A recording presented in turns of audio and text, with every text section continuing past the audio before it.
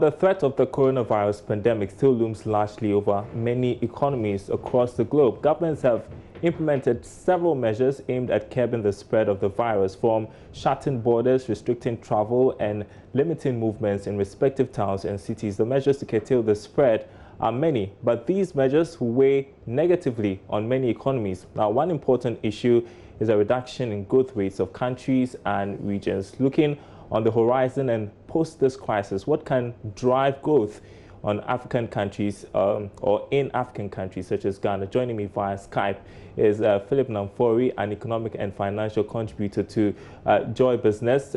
Great to have you, Philip, looking all nerdy. So, thank you. What's Africa's picture like now? Can we count our losses? Okay, let me start with some estimates from the United Nations Economic Commission for Africa. Yesterday we spoke about them. Preliminary estimates suggest about 29 billion in losses for the entire continent.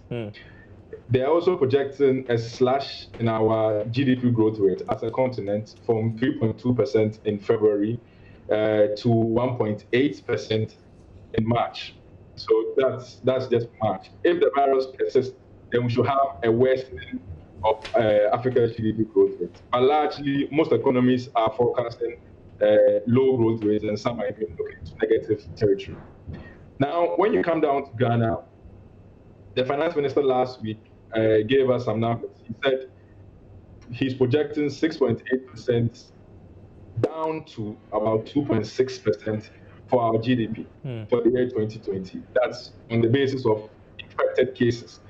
Then he added again that we're looking at 1.5% growth rate for this year if there's a partial lockdown. Now, if we go into a full mode lockdown, what the finance minister said, it will be difficult to estimate the growth rate for Ghana. Now, over time, we've had GDP growth rate hinged on the oil industry. So that comes under the real sector, where we look at agri, industry, and services. So oil will come under industry. Now, if you look at it going forward, I am looking at a point where the things we normally depend on for our growth, the oil, the cocoa. Yesterday, you guys did a brilliant story about the cocoa industry when you spoke to the CEO of the cocoa board, and you realize that there's a very gloomy picture for cocoa, gloomy picture for oil. Gold may be doing well because of investors rushing for a safe haven in terms of their assets. But now we can see the markets rebounding across the globe. Europe, US are monitoring Bloomberg today. Markets are all in the green. So for Ghana and for Africa, particularly with this AFCFTA, I think we need to look at certain critical sectors. And for me, right off the bat, we'll need to focus a bit on our agricultural sector. Services sector might take a downturn because let's look at a case where people are laid off, people are let go. These same people can demand goods and services. So I will see a slowdown in the services sector. Industry is quite obvious because of the oil industry, but there are other components of the industry sector that should do well. We can look at the electricity and water. Mining may do well because of demand for gold from these investors, but that also may change. On the agri sector, livestock, fishing, can we look in there and see if there's something viable that can propel our growth? Because now the oil industry will not cut it for us. We've done very well of oil-led growth. We're making some strides with non-oil-led growth. But now we have this virus hitting us. That's going to affect our oil growth and also the oil growth. So it's a very mixed picture if you look at it. But we need to start thinking critically forward as we also balance what's happening now in the country. Okay, so you're saying that post the coronavirus pandemic, we should invest heavily in agriculture. I know that government, during its tenure, has introduced some projects like the One District, One Factory, and there are others. Yeah. But then when it comes to processing, that's what we are lacking, right? Processing for export.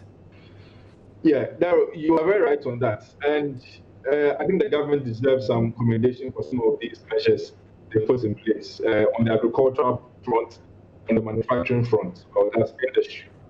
You mentioned one district, one factory. Let me give an example. I don't want to put any particular company on the spot, but if there's a juice manufacturing company which is sourcing its raw material from the agricultural sector, there's a guaranteed demand for it. Then we have some good strides coming from the agricultural sector. That will feed into the industry sector also.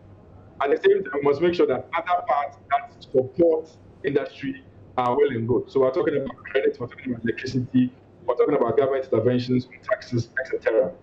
But if this juice processing factory picks up, produces, and we substitute that demand for what would have been important, and that will mean that we're going to conserve our foreign exchange. You can see the picture I'm trying to paint. It will bode well for us. So we must look at all these things and then implement it strategically. And Philip, just 30 seconds because we are headed to a break. I see that you're not really confident about how the oil industry is going to recover post-coronavirus pandemic. Well, globally, demand has slumped. Unless there's a pickup in this demand across the globe for oil products, as well as a curtailing in barrels output from the countries, I don't think oil industry, I will not give any significant projections because the market is quite dynamic. But we should see the prices being low for a while, particularly as the virus issues persist. Philip Namfori, thanks very much indeed for your perspective.